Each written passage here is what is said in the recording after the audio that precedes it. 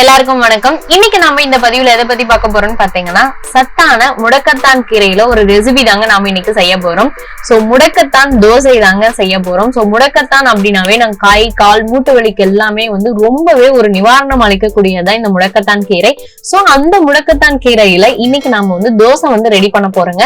So அதை எப்படி செய்யறதுன்னு சொல்லி இன்னைக்கு நம்ம இந்த பதிவுல தெரிஞ்சுக்கலாம். இப்ப வாங்க நம்ம வீடியோக்குள்ள போகலாம். இப்ப பாருங்க, நான் முடக்கத்தான் கீரை அப்படியே கொடியில பறிச்சு எடுத்துட்டு வச்சிருக்கேன். எனக்கு இங்க பக்கத்திலேயே ஃப்ரெஷ்ஷா கிடைச்சிச்சு. சோ நான் ஃப்ரெஷ்ஷா பறிச்சு எடுத்து வச்சிருக்கிறேங்க. இதனுடைய தலைகள் பாத்தீங்கன்னா இந்த மாதிரிதான் இருக்கும். இது ஈஸியா பாத்தீங்கன்னா எல்லா பக்கமே சாதாரணமா வளரக்கூடியதுதான். சோ எல்லா சைடுமே கிடைக்கக்கூடியது. இதனுடைய தலைகள் பாருங்க இந்த மாதிரிதான் இருக்கும். சோ இன்னைக்கு நமக்கு நல்லா ஃப்ரெஷ்ஷாவே கிடைச்சிருக்குதுங்க. இப்ப இதனுடைய தலைகள் மட்டும் நம்ம எடுத்து அரைச்சினாதான் நம்ம இன்னைக்கு தோசை செய்ய போறோம்.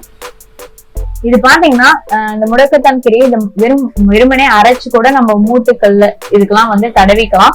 நாம இதை உணவாவும் எடுத்துக்கலாம். அது இன்னமும் ரொம்பவே நல்லது. சோ இது குழந்தைங்க எல்லாருக்குமே கொடுக்கலாம். இந்த தோசை பாத்தீங்கன்னா இது முடக்கத்தான் தோசைன்னு சொல்ல முடியாது. நம்ம நார்மலா சுடுற தோசை மாதிரிதான் டேஸ்டாவே இருக்கும். சோ இப்ப இதனுடைய தலைகளை மட்டும் நான் பறிச்சு எடுத்துக்கிறேங்க. இந்த மாதிரி இது இருக்கிற எல்லா தலைகளையும் நம்ம பறிச்சு எடுத்துக்கலாம்.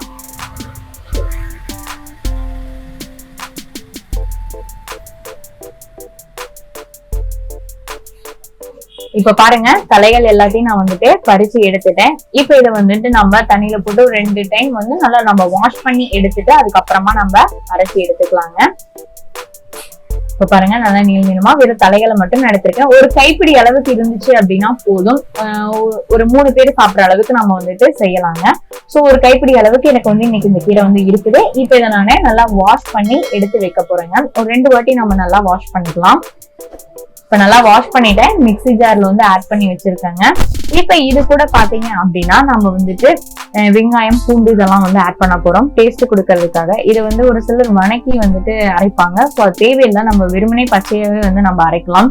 ரொம்பவே நல்லா இருக்கும். இது கூட பாத்தீங்கன்னா ஒரு 4 சின்ன வெங்காயம் டேஸ்ட்டுக்காக போட்டிருக்கேன். அடுத்தது பாத்தீங்கன்னா ஒரு 5 இல்ல 6 பூண்டு பற்கள் இது கூட ஆட் பண்ணிருக்கேங்க. அடுத்தது பாத்தீங்கன்னா ஒரு 3/4 ஸ்பூன் அளவுக்கு ஜீரகம் ஆட் பண்றேன். ஜீரகம் போடும்போது நல்லா மனமா இருக்கும். அதனால ஜீரகம் ஆட் பண்ணிக்கிறேங்க. இப்ப இதை நம்ம நல்லா பேஸ்டா நம்ம அரைச்சி எடுத்துக்கலாம். இப்ப பாருங்க, அரைச்சி எடுத்துட்டேன். ஓபன் பண்ணி காட்டுறேன். நல்லா கிரீனா எல்லாமே நல்லா அரைஞ்சு வந்திருக்கு. இப்ப இதை நம்ம மாவு கூட ஆட் பண்ணிக்கிறாங்க. மாவு பாத்தீங்கன்னா நம்ம நார்மலா இட்லி தோசைக்கு ரெடி பண்ணுவோம் இல்லையா, புழுங்கல் அரிசி உளுத்த மாவு சேர்த்தி அந்த மாவு தான் நான் எடுத்து வச்சிருக்கிறேன். இப்ப இந்த மாவுல நான் ஆட் பண்ணிக்க போறேங்க. இப்ப பாருங்க, அரைச்ச இந்த முடக்கத்தான் கீரை இது கூட ஆட் பண்ணிக்கிறேன். இது ஆட் பண்ணதுக்கு அப்புறம் கலர் மட்டும் தான் கொஞ்சம் சேஞ்சஸ் ஆகுங்க. இதனுடைய கீரையினுடைய வாசம் கூட அந்த அளவுக்கு அதிகமா வராது. ரொம்பவே நல்லா இருக்கும், டேஸ்டா இருக்கும். இப்ப பாருங்க, கீரை எல்லாத்தையும் இது பண்ணிட்டு லைட்டா நமக்கு எந்த அளவுக்கு தோசை சுடுறதுக்கு எந்த பதம் வேணுமோ அந்த அளவுக்கு நம்ம லைட்டா கொஞ்சம் இது கூடயே தண்ணி ஊற்றி நம்ம அலசி எடுத்துக்கலாம்.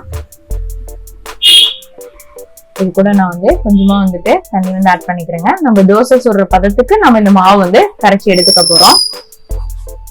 இப்ப பாருங்க, எல்லாமே போட்டுட்டோம். நல்லா மிக்ஸ் பண்ணி விடலாம். நல்லா கிரீன் கலர் ஆகும். சோ பார்க்கவே நல்லா கலர்ஃபுல்லா பச்சை கலர்ல இருக்குதுங்க.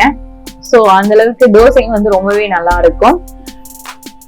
இப்ப பாருங்க, நல்லா ஒன்னோட ஒண்ணு நல்லா மிக்ஸ் பண்ணியாச்சு. சோ அந்த மாவோட கலரே பாத்துங்க நல்லா கிரீன் கலர்ல இருக்குது.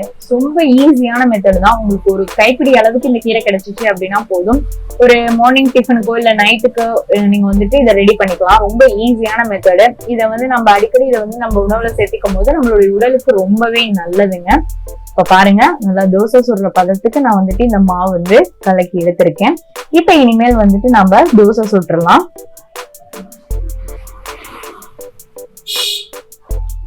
இப்ப பாருங்க, தோசைக்கல் நல்லா ஹீட் ஆயிட்டு ரெடியா இருக்குது. இப்ப இதுல நம்ம தோசை சுட வேண்டியதுதான். எப்பயும் போல நம்ம நார்மலா எப்படி தோசை சுடுவோமோ சேம் அதே மெத்தட் தான். ஒரு கரண்டி மாவு எடுத்து நான் ஊற்றிருக்கேன். அதை அப்படியே லைட்டா ஃபுல்லா தோசைக்கல் ஃபுல்லா இதாகிற மாதிரி நான் அப்ளை பண்ணி விட்டுருக்கேன். இப்ப இதுல வந்து மேல லைட்டா வந்து நம்ம ஆயில் விட்டுருந்தாங்க.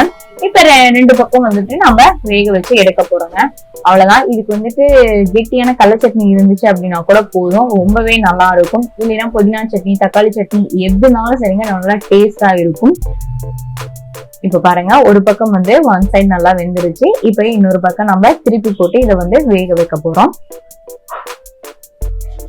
ரொம்ப ரொம்ப ஈஸியான மெத்தட் தான். குழந்தைங்களும் பார்க்கும்போது கிரீன் கலர்ல இருக்கு அப்படின்னு சொல்லி கலர்ஃபுல்லா இருக்குது அப்படின்னு சொல்லி விரும்பி சாப்பிடுவாங்க. கசப்பு தன்மை இந்த மாதிரி எதுவுமே இதுல வந்து வராதுங்க, ரொம்பவே நல்லா இருக்கும். ஒரு சிலருக்கு இந்த முடக்கத்தான் கசக்கும் அப்படின்னு நினைக்கிறாங்க. கண்டிப்பா கசப்பே இருக்காது. ஏன்னா நம்ம மாவுல வந்து கலக்குற போது அதனுடைய கசப்பு தன்மை இதெல்லாம் எதுவுமே வந்து தெரியாதுங்க, ரொம்பவே நல்லா இருக்கும். இப்ப பாருங்க, ஒன் சைடு வந்து நல்லாவே குக் ஆயிடுச்சு. இப்ப ரெண்டு பக்கம் நான் வேக வச்சு எடுத்து வச்சிருக்கேன். இதுக்கு வந்து நான் கெட்டியான கடலை சட்னி வந்து வச்சிருக்கேங்க. ரொம்ப ஆப்டா இருக்கும், ரொம்பவும் நல்லா இருக்கும், டேஸ்டாவும் இருக்குங்க. இந்த மாதிரி நீங்களும் வந்து உங்க வீட்டுல ரெடி பண்ணி கொடுங்க. இந்த முடக்கத்தான் கீரையில வர ரெசிபிகள் எல்லாமே இனிமேல வந்து நம்ம பார்க்க போறோம். உங்களுக்கு இந்த மாதிரி புதுவிதமான ரெசிபிகள் வேணா கண்டிப்பா இந்த சேனலை சப்ஸ்கிரைப் பண்ணிக்கோங்க, கூட வர பெல் ஐகானை பிரஸ் பண்ணிக்கோங்க. ஓகே ஃப்ரெண்ட்ஸ், மேலும் ஒரு வீடியோவுடன் சந்திக்கிறேன். வீடியோ பார்த்ததற்கு நன்றி.